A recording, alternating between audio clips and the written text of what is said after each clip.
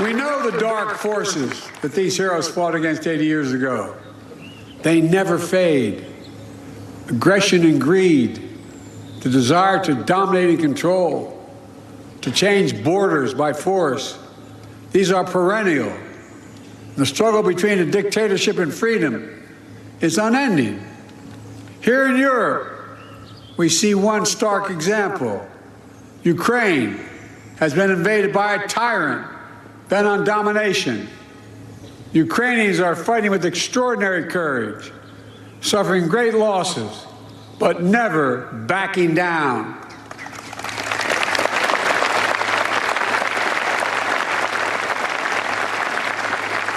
They've been inflicted on the Russian aggressors. They've suffered tremendous losses in Russia. The numbers are staggering. 350,000 Russian troops dead or wounded. Nearly 1 million people have left Russia because they can no longer see a future in Russia. The United States and NATO and a coalition of more than 50 countries standing strong with Ukraine. We will not walk away. Because if we do, Ukraine will be subjugated, and it will not end there. Ukraine's neighbors will be threatened. All of Europe will be threatened. And make no mistake, the autocrats of the world are watching closely to see what happens in Ukraine, to see if we let this illegal aggression go unchecked. We cannot let that happen. To surrender to bullies, to bow down to dictators is simply unthinkable.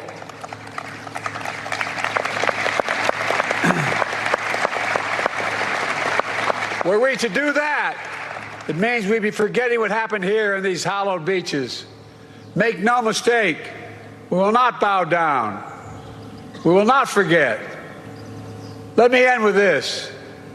History tells us freedom is not free. If you want to know the price of freedom, come here to Normandy. Come to Normandy and look. Go to the other cemeteries in Europe where our fallen heroes rest. Go back home to Arlington Cemetery.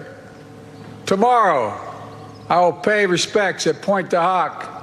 Go there as well and remember, the price of unchecked tyranny is the blood of the young and the brave.